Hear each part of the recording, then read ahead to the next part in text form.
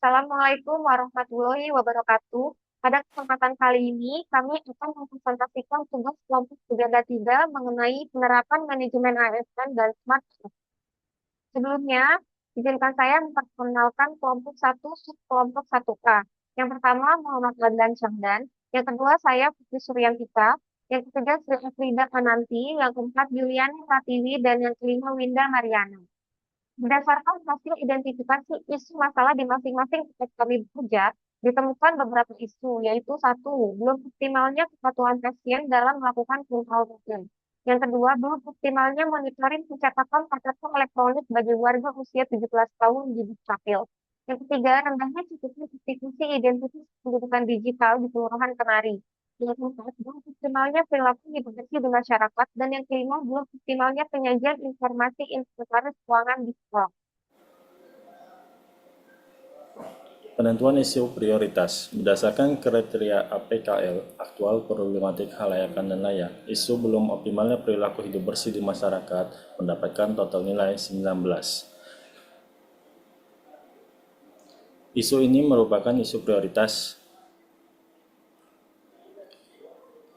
Latar belakang perilaku hidup bersih. Perilaku hidup bersih dan sehat di masyarakat DKI Jakarta masih belum optimal, yang terdampak pada meningkatnya kasus penyakit berbasis lingkungan.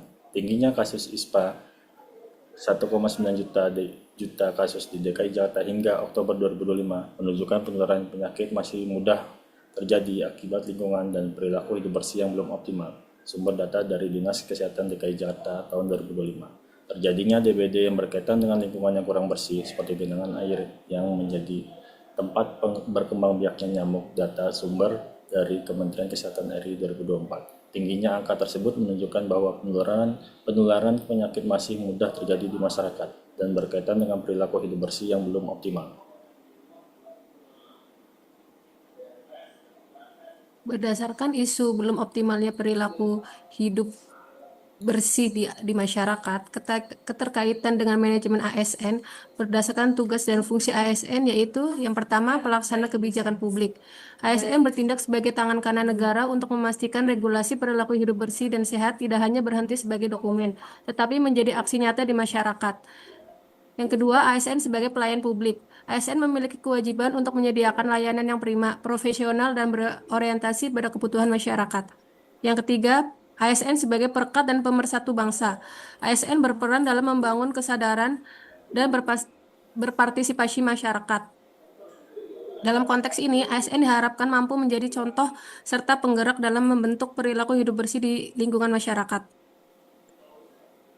Selanjutnya, dari aspek manajemen ASN. Yang pertama, perencanaan ASN. ASN diharapkan untuk mendukung peningkatan PHBS. Yang kedua, pengembangan kompetensi. ASN harus paham dan memiliki kompetensi yang mendukung perubahan perilaku masyarakat. Yang ketiga, manajemen kinerja. Evaluasi dampak kebijakan terhadap PHBS. Yang keempat, sistem merit.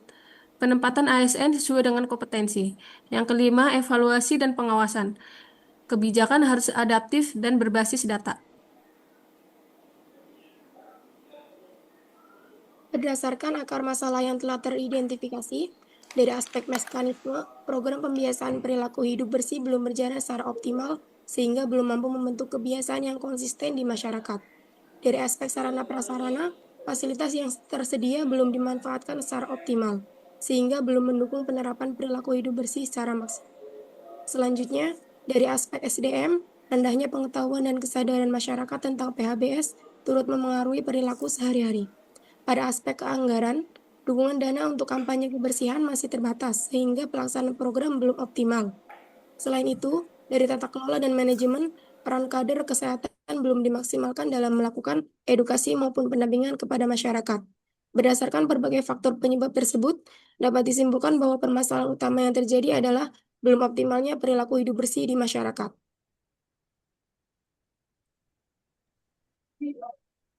Tahapan selanjutnya yaitu identifikasi prioritas akar masalah.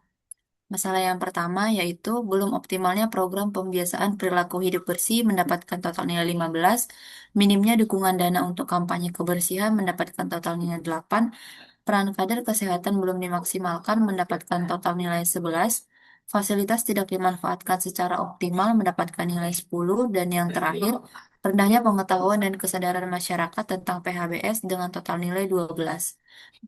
Analisis USG ini kita menggunakan skala scoring 1 sampai 5, yaitu 5 sangat besar, 4 besar, 3 sedang, 2 kecil, dan 1 sangat kecil. Berdasarkan analisis di atas, akar masalah prioritasnya yaitu belum optimalnya program pembiasaan perilaku hidup bersih. Kemudian, tahap berikutnya yaitu solusi alternatif menggunakan McNamara. Ada 3 alternatif solusi yang kita tawarkan. Yang pertama, edukasi PHBS berbasis WhatsApp reminder otomatis dengan total nilai yaitu 14. Yang kedua, digital campaign PHBS melalui media sosial dengan nilai 15. Dan yang terakhir, pengingat PHBS berbasis chatbot untuk masyarakat dengan total nilai yaitu 11. Berdasarkan analisis McNamara, solusi yang diterapkan untuk mengatasi masalah belum optimalnya program pembiasaan perilaku hidup bersih yaitu digitalisasi kampanye PHBS berbasis media sosial. Salah satu digital campaign dengan Smart ASN, yang pertama percakapan digital. ASN mampu memproduksi konten digital kreatif, mengelola media sosial, dan menggunakan teknologi untuk edukasi. Yang kedua, etika digital. ASN menyebarkan informasi PHBS yang akurat, santun, dan menghindari hoax, serta membangun diskusi sehat. Yang ketiga, budaya digital. ASN menjadikan digitalisasi sebagai bagian dari budaya kerja untuk pelayanan publik yang lebih efisien dan berbasis data. Yang keempat, networking. ASN berkolaborasi dengan micro-influencer, komunitas, dan instansi lain untuk memperluas jangkauan PHBS.